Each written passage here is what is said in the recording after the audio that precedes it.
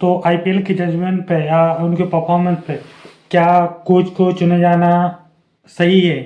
क्योंकि हुआ यही था, हमारे टीम के जो कप्तान हैं गौतम गंभीर जी, तो उन्होंने 2024 में आईपीएल ट्रॉफी जीती और कप्तान थे केकेआर के जो श्रेयस अय्यर, तो केकेआर ने ट्रॉफी जीती।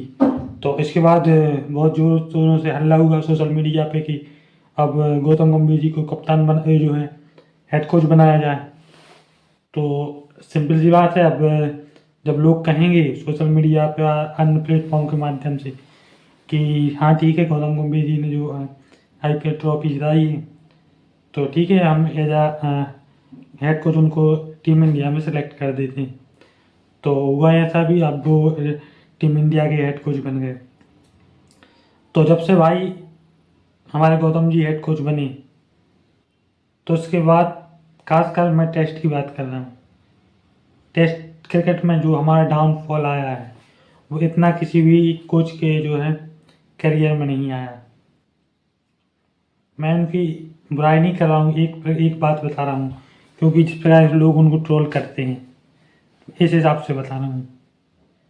क्योंकि वो व्यक्तिगत तौर पे एक बहुत अच्छे इंसान है और एक इमोशनली इंसान है, और हो सकता है ऐसे परफॉर्मेंस के बाद वो हेड कोच से इस्तीफा भी दे दें, क्योंकि उनको यदि लगेगा कि मैं टीम के लिए सही नहीं कर पा रहा हूँ या उनके अनुसार जो एक्सपेक्टेशन रहती हैं उनको पूरी नहीं कर पा रहे हैं, तो गौतम गंभीर जी 100% इस्तीफा दे देंगे।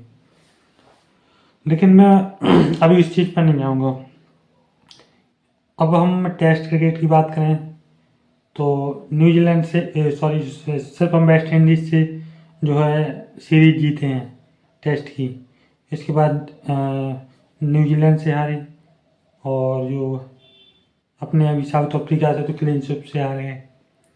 तो ये है कहीं ना कहीं, अब ये भी है कि प्लेयर्स का परफॉर्मेंस नहीं आ रहा है, और हेड कोच क्या सर बोल ही सकता है कि भाई ऐसा नहीं ऐसा खेलो। और ये वाली बात भी है कि क्या हेड कोच खुद बल्ला लेकर तो फील्ड पर जा नहीं सकता, सिर्फ ये कि खिलाड़ियों को सिलेक्ट कर सकता है।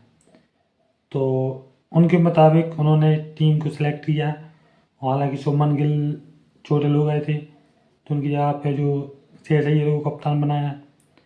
तो श्रेयस अय्यर भी कप्तान बने तो भाई साहब उनका उन रनों का और डाउनफॉल हो गया। अब पता नहीं, अभी कहीं ना कहीं ये सोचने वाली बात है कि जो अब हमारे जितने क्रिकेटर कप्तान बन रहे हैं रोहित शर्मा के बाद, तो भाई साहब उनके बल्ले से रन ही नहीं बन रहे। सिर्फ रोहित शर्मा एक ऐसा बंदा था कि कप्तानी भी करता था, रन भी बनाता था। और हमारे घरेलू टेस्ट में तो भाई साहब कहना ही क्या है, 100% एक दो शतक जो है छोटी सी छोटी बंदी जो है टेस्ट सीरीज में आ जाती थी। तो पहले ये बोलते थे कि घर पर टेस्ट करा लो और अपने आंकड़े सुधार लो, लेकिन भाई साहब अब तो घर पर टेस्ट कराने से भी आंकड़े और बिगड़ रहे हैं।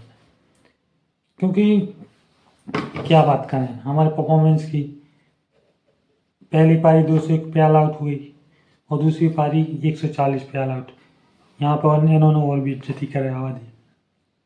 पहले मैंने जो तुप ताप के जो है खजूर खजा के 201 रन बना लिए थे, लेकिन अब 140 सेकंड पारी में भाई साहब लोगों से 140 बने। तो मैं वही कह रहा हूँ कि अब हेड कोच तो भाई साहब बल्लेबाजी करने जाएगा नहीं या बॉलिंग करने जाएगा नहीं, जो जाएगा नहीं, जाएंगे तो प्लेयर्स, लेकिन प्लेयर्स से जो परफॉर्मेंस नहीं निकल रहा है, तो मुझे नहीं लगता कि गौतम गंभीर जी को किसी प्रकार का ब्लेम करना चाहिए या बोलना चाहिए। यदि उनको लगेगा कि मैं टीम पे बोझ बन रहा हूँ तो वो इस्तीफा दे देंगे और हमें फिर एक नया हेड कोच देखने को मिलेगा। तो ये वाली बात है। अब ज़्यादा मैं कुछ नहीं बोलूँगा। ठीक है, होता है कभी कभार डाउनफॉल आता है क्रिकेट में, क्रिकेट ये अप एंड डाउन रहता है। तो ये मान के चलिए कि अभी हमारा डाउनफॉल चल रहा है, और ये भी खबर है कि अब हम आईसीसी वर्ल्ड टेस्ट चैम्पियनशिप की जो है सूची है उसमें 5वें नंबर पर आ गए हैं, 5वें 6 नंबर, मतलब कि पाकिस्तान के नीचे। तो एक बहुत बड़ी बात है हमारे लिए, और कहीं ना कहीं शर्मनाक बात है कि पाकिस्तान के नीचे अब हम पहुंच गए हैं। क्या ठीक है, अभी और भी मैचेस हैं, तो अगर सुधरेंगे ऐसा नहीं है। हमारे प्लेयर्स कमबैक करना चाहते हैं, कमबैक करेंगे और फिर से अच्छा मैच खेलेंगे और फिर से हम ऊपर जाएंगे। तो अब ये है भाई लोग, अब संडे से यानी कि 30 नवंबर से अब वनडे होना है। 3 वनडे की सीरीज़ है और जिसमें रोहित और अपने विराट पाजी वापसी कर रहे हैं। तो उम्मीद है कि रोहित पाजी और विराट पाजी अब क्लीन स्वीप करके हमें साउथ अफ्रीका की जो वनडे सीरीज जिताएं और जिससे कि कहीं ना कहीं हमें जो दुख पहुंचा है कहीं ना कहीं उन पर मलहम लग सके। तो आज ज़्यादा कुछ खास है नहीं, यही कुछ बातें थी। अब मिलेंगे कल नेक्स्ट टॉपिक के साथ। जब तक के लिए जय हिंद, वंदे मातरम, tata, bye bye, love you.